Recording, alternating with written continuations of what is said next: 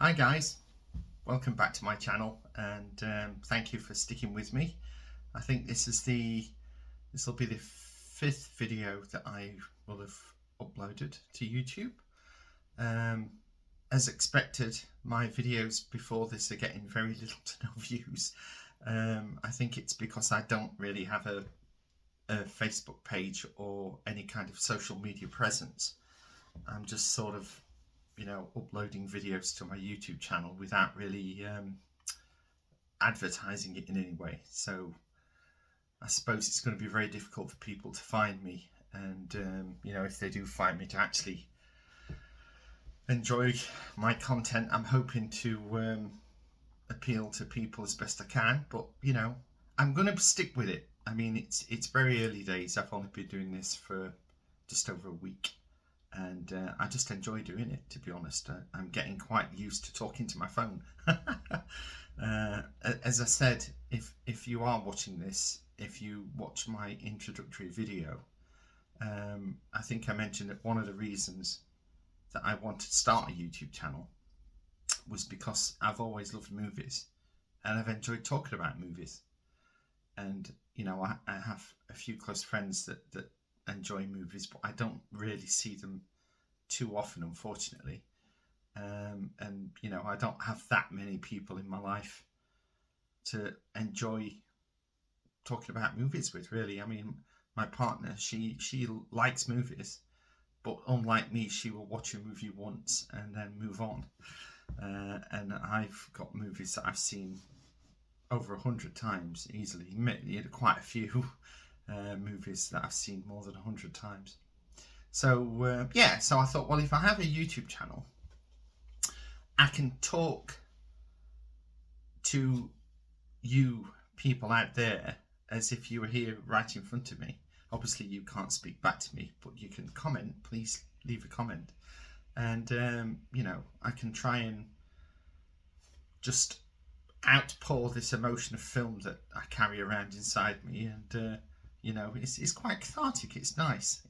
I'm enjoying it. Maybe one day, a decade from now, these videos will start to pick up a bit of an audience. But as I say, I'll just keep going and we'll see what happens. If I'm consistently getting hardly any views, then, in say a year's time, maybe I'll have to rethink my format and the way I'm doing things. But for now, it's early days. I'll stick with what I'm doing.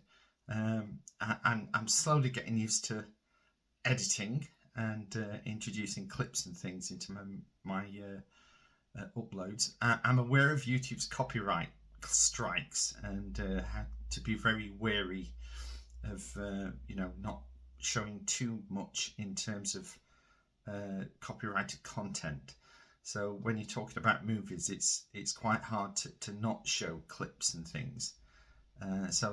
If you've watched my previous video where I was talking about Frantic, the movie Frantic, I had quite a few clips in that, but the majority of them were silent clips. It was just me talking over them. So I'm hoping that will allow me to to upload it. As at the time when I'm recording this video, this is on the same day that I recorded the Frantic video, so I haven't actually uploaded it to YouTube yet. So I just hope it'll be okay. So what am I going to talk about in this video? I thought I would do another singular movie video, as in opposed to talking about a collection of films, I'll just do like I did with Frantic, talk about one movie. But this time, rather than being a hidden gem, I thought it might be a laugh if I talked about a movie that I like that not many people do. So it's kind of a guilty pleasure, I think I'm going to call this series, because I'm sure there'll be other videos, that I'll be talking about other films that, well, I know not many people are fond of, but I kind of like them. So this is one of them. So I'm going to try and win you over as best I can. Hopefully by the end of this little ramble, you might want to think, oh, well, maybe I'll watch it again based on the things he was saying. or you might think, no, that movie's still crap. I'm not going to watch it. So the movie I want to talk about, so please don't turn off this video the second I mention it, just give me at least 5 minutes, is Highlander 2. Oh, hell no! Yes, I can hear the groans. Now, I'm a massive fan, as I'm sure you are if you're watching this, of the first movie. I think Highlander, 1986, Christopher Lambert and Sean Connery. It was directed by an Australian chap called, I think you pronounce his name Russell Mulcahy, or Mulcahy. And I think up to the point of him doing the first Highlander, he only did, I'm sure, I've not looked on IMDb, this is just through my own, what I've remembered, but I'm sure he did an Australian horror movie called Razorback. And then he did a lot of the Duran Duran pop videos in the 1980s, the pop group Duran Duran. And then he did Highlander. And it wasn't a massive hit in America, but when they distributed it in Europe, it was a big hit. And it was a massive hit on home video. I remember it was one of those movies that was very difficult to rent when it came out, because it was always off the shelf. You know, whenever I went into the video shop, it was never there.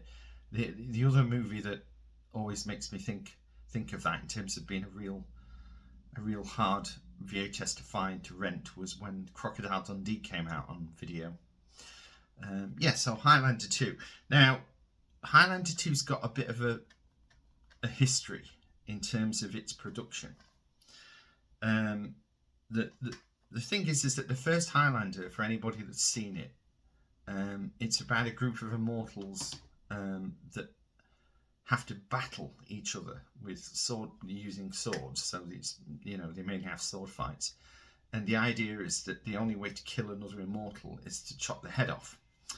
And there's only a few of them left on the Earth, on planet Earth. And so it's the original Highlander set it was contemporary, so it was set in the 80s, and it centered around one of the immortals who was called MacLeod, which was played by Christopher Lambert. And I'm trying to go through this bit really quickly because I want to talk about the second one. But yeah, so it starts off where he's in modern day, and he has a sword fight with another immortal in a car park I think they're at like a wrestling match in this big stadium, and he's fighting this little guy in this deserted car park, chops the guy's head off, and then what happens when you kill another immortal, their sort of energy, their spirit is released, and then the other immortal absorbs that energy.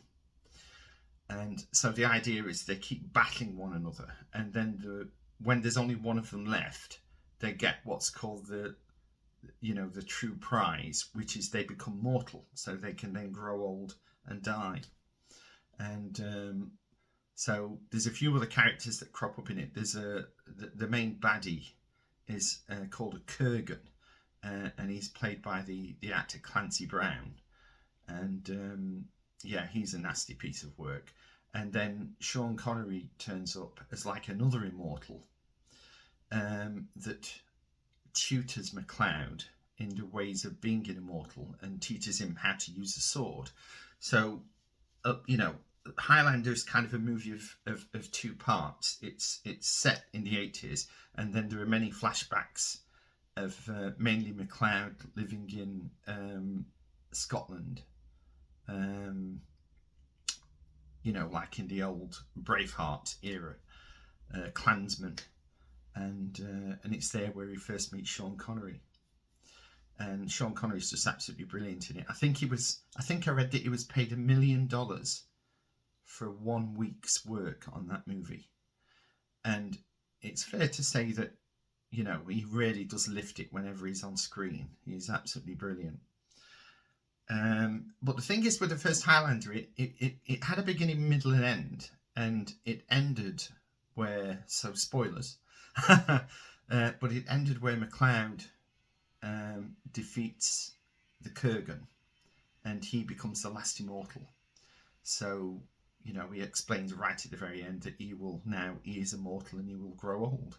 So he can, he falls in love with this woman, and you just get the idea that they will then spend the rest of their lives together, and it was all tied up with a nice little bow. But as is the way with the film industry, they got greedy and realised that Highlander then had a huge following. So when was this made? I think it was the early 90s, 1991. So, after a few years of Highlander being released, they thought, we need to do a sequel. And from what I can gather in the behind-the-scenes interviews that I've seen, the writers went, well, we didn't really plan there to be a sequel. It was all tied up, nice and neatly. And he went, well, come up with something, see what you can come up with. And so they did. And the movie was made in Argentina for budgetary reasons. And Highlander 2 was released, and it was originally called Highlander 2 The Quickening. And it was troublesome. There were bits in it that were really good and bits in it that I still like. Hence, I call it a guilty pleasure because I do enjoy watching it. But it didn't really make any sense. And as a direct sequel to the first Highlander, it did make you go, what? What? No, that doesn't... Because they got around the immortal... You see, the thing is, with the first Highlander, they never explained much about the immortals, where they came from. Sean Connery talks about how he's like 5,000 years old, and his previous wife was somebody that he met in ancient Egypt, I think he said. But they never explained where they came from. And to be honest, you didn't really need to know. Do you know what I mean? It's like Alien. It's like the first Alien. They never explained where the creature came from. The big croissant ship, as Ridley Scott calls it, with all the eggs in, and the big space jockey sat in the chair in Alien. They never explained, and it was left unexplained. And the movie was all the better for it. And of course, then they went and did Prometheus in 2012, which kind of was a prequel to Alien and tried to explain it. And there's elements of that I really liked. But you just think, no, just leave it alone. You didn't have to explain it. You're taking the mystery away of it. Just leave it as it is. And it was the same with Highlander. So with Highlander 2, they kind of explained the immortals as being aliens. And they were aliens from a planet called Zeist. So this bit of a, the beginning of the movie is where they're all on the planet Zeist fighting the Kurgans. And then it cuts to the 2024 in the movie. And Connor McLeod is aging. So that's one part that they did get right in terms of the continuity. He's now an old man. And he's in it. Part of what he's been doing in the interim since the first movie is somehow become sort of a meteorological scientist. And apparently in 2024 Earth of this movie, the ozone layer has completely been destroyed by pollution. And they have built this huge shield that completely surrounds the Earth. And Connor McLeod was one of the scientists that helped build this shield. And they have like this huge building that's like a shield generator that looks after the shield. And there's a big conglomerate that controls, the shield, like there's a big shield company. And the basic premise of the plot is that Virginia Madsen is like a freedom fighter in the film. And she believes that the atmosphere has repaired itself in the intervening time, and that the shield is no longer required. And she thinks that this company is obviously, earning a lot of money through having the shield and protecting all humans of the Earth. That they know this, but they don't want to switch the shield off. And in the movie, the shield is like meant to make everything very dank and humid, and because it's effectively sealed the planet. So she kind of meets up with Connor McLeod and realizes that he was involved with the creation of this shield. And, together they then set to destroy this shield generator and bring down the shield and restore natural calmness to the earth, sort of thing. So the first version of Highlander 2 The Quickening had this Zeist alien element to it. And the other thing with the first version of Highlander 2 was the visual effects were very ropey. The shield had like a horrible reddish colour to it. And the production design that they went for blatantly rips off Blade Runner in terms of its look. Which isn't a bad thing, because let's face it, everything else has ripped off Blade Runner when it comes to futuristic sort of cyberpunky environments. So yeah, it's got that look to it, and there's like skyscrapers and dank, raining all the time. It's always very dark and it's dank and it's humid and but the visual effects didn't look that great, and also, because the production was a little bit troublesome, from what I understand, Russell Mulcahy didn't get the cut that he set out to make. The studio took it away from him and drastically cut out quite a few things, and then just released it. And it got panned by the critics. I think its IMDb score was, like 3.8 or something really, really stupidly low. The last time I looked, maybe it's changed. And I can remember renting a copy of it when it came out on VHS, and I felt very ambivalent. I couldn't quite understand whether I liked it or I hated it, because there were bits in it I really loved, but I couldn't get over the fact that this Zeist aliens thing, it thought it didn't really gel with me. So roll forward a few years, and they released another version called the Renegade version, which is the copy that I own.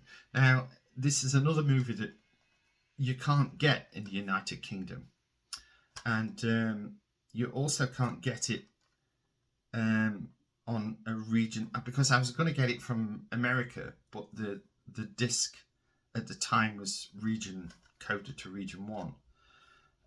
Now, on my channel, the very first video I ever uploaded was a hack. If you had a Blu-ray player of my type, I explained how you can use the remote to bypass region encoding. It works, but I've since discovered that I bought a couple of movies from America by a company called Kino Lorber, and unfortunately the hack doesn't work with those discs. So it was like, oh well, it works with some of them, but not with Kino Lorber discs. So when I wanted to buy Highlander 2, I ended up getting this copy off eBay, which is an Italian release, but it's got the English language soundtrack on it, and it's a Renegade version, and there's some really good extras on here as well. So what's different with the Renegade version? So with the Renegade version, they remove all instances of the Zeist and aliens. All that is completely put in the bin.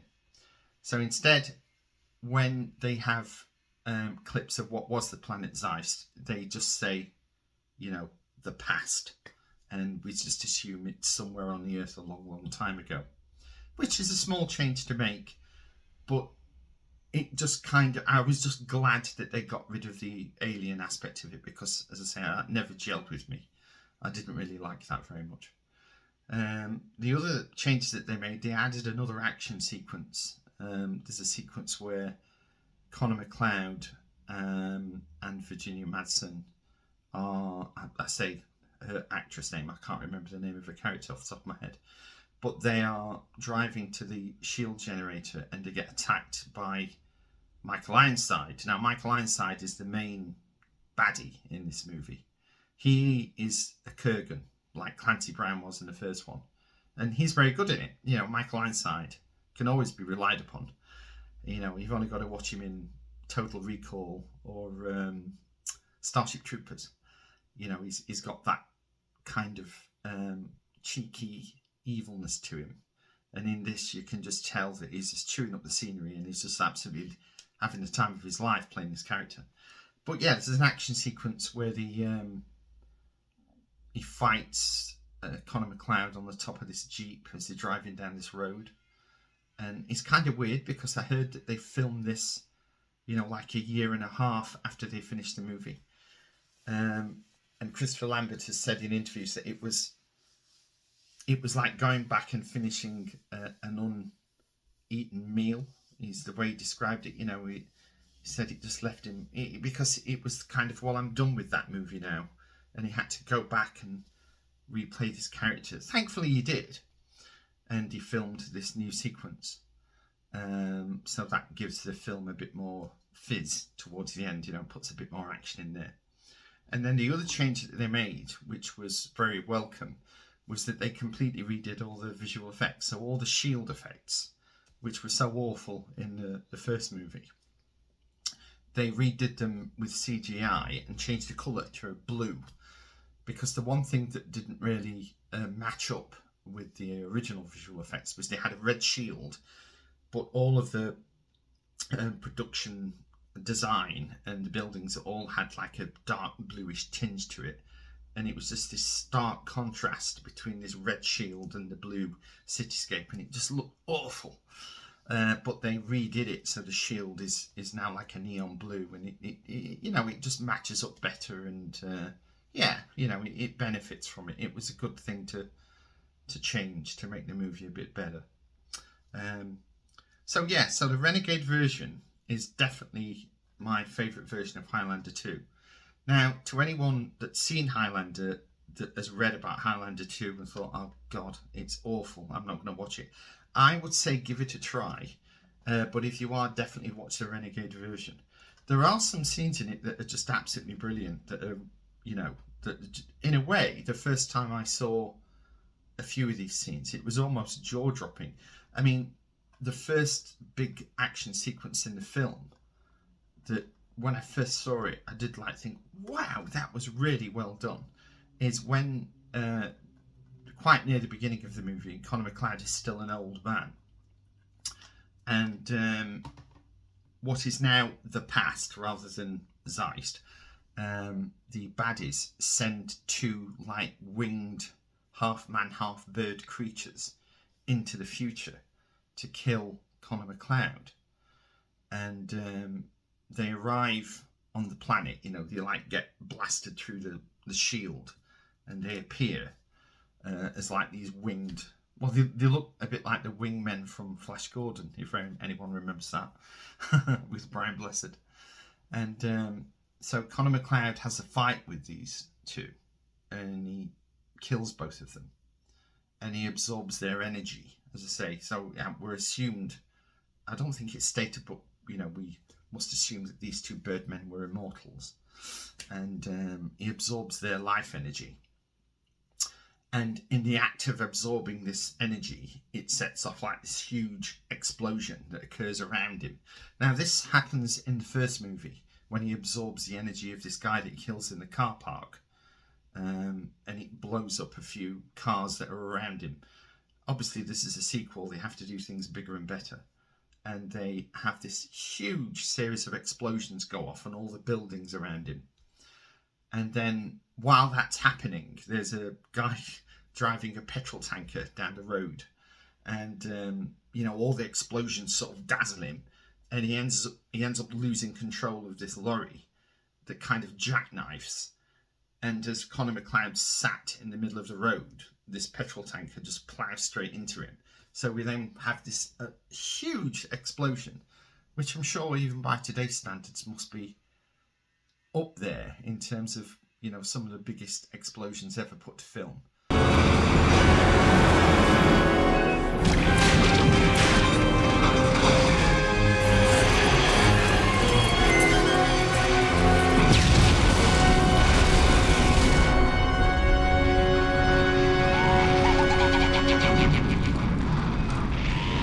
Because it's not CGI, you can tell it was an actual physical explosion that they did. and it is, as a sequence, as a whole sequence, as an action sequence, it's really well done. You know, there's a part of it where Connor McLeod is on like a hoverboard. Whether they stole this from Back to the Future Part 2, I don't know, but it looks really good. To say it's not CGI and they were using wires, you know, you can't see the wires. It's just really clever.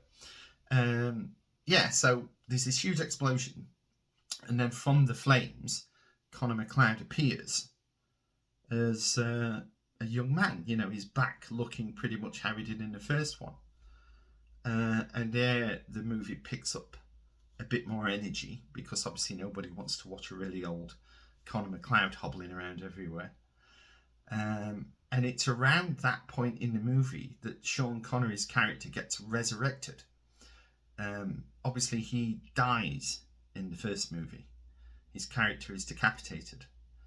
But somehow, again, they don't fully explain it, but it's sort of shown that as Connor McLeod is absorbing the energy from the two wingmen that he killed, he shouts Ramirez's name into the sky and like releases some of this energy. So we assume that some of the energy is used to regenerate the spirit of Ramirez, who then appears in 2024.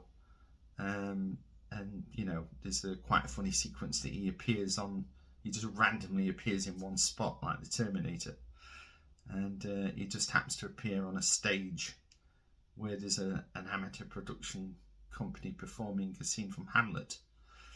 Here hung those lips that I have kissed, I know not how oft. Sir, whatever you gentlemen felt for each other when your friend was still alive is certainly none of my affair.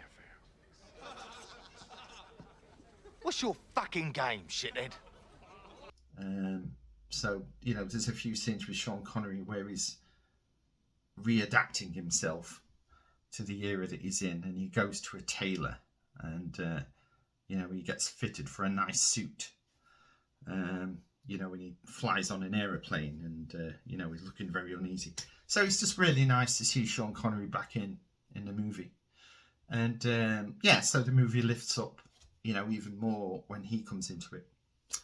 And one of the other scenes that I really like is a scene where Sean Connery and Christopher Lambert, I think they're trying to break into the shield generator, and they decide to just get in a car and just blazingly drive in through the main gate.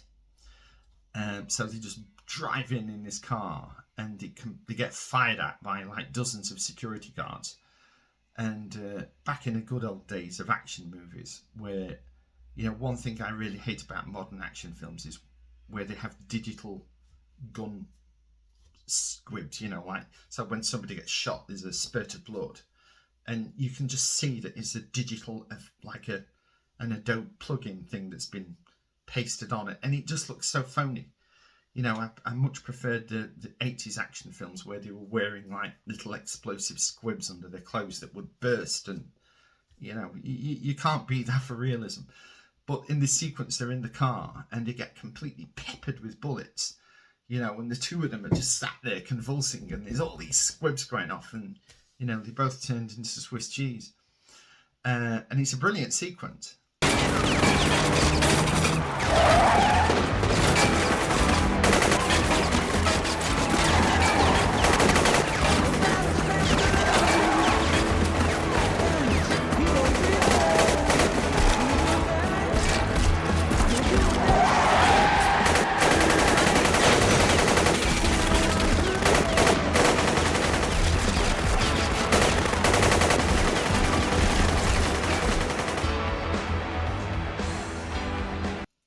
And then they obviously get taken to the morgue, and that's how they get into the shield generator complex. Is they basically get killed, but because they're immortal and they've not had their heads chopped off, they come back to life, you know, and they both sit up on the morgue tables, and it's just a great funny sequence, you know. So yeah, so they're the highlights of the movie for me.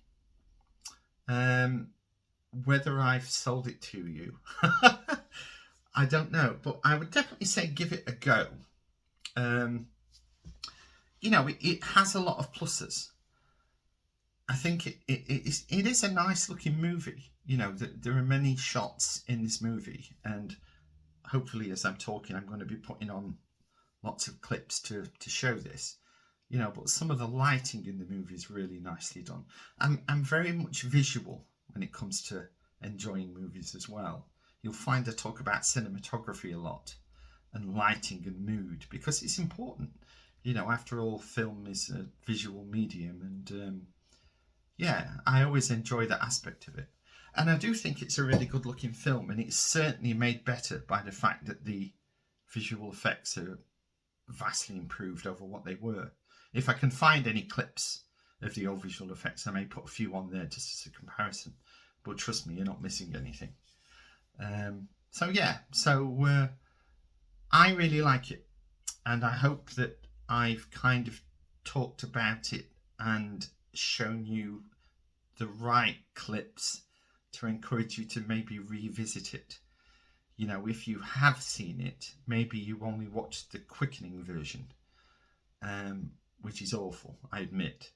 But the Renegade version is definitely worth a revisit. If you really like the first Highlander, I would say find a copy of this. If you live in America, it shouldn't be that difficult. As I say, I found this off eBay. So there may be other copies on eBay hanging around. Failing that, it might be on some streaming services. But yeah, that's my argument for Highlander 2. And that's why I call it one of my guilty pleasures. Because, I do enjoy it. I'd be lying if I said I watch it every year. But I've watched it within like the last 3 or 4 years. So I've seen it fairly recently. And I'll certainly be watching it again. And I'm glad that I have it in my collection. Yeah, so thank you. I have enjoyed putting across my argument for that. And I already have plans of what I'm going to be talking about for my next guilty pleasure, but that will be in a later video. So if you've enjoyed this, please give me a thumbs up. And if you really enjoyed it and you want to hear more from me rattling on, then please give me a subscribe. I'd really appreciate it. Obviously, I'm amazed if you even found this video amongst the millions that are out there on YouTube. So yeah, thank you very much, and I will see you again soon.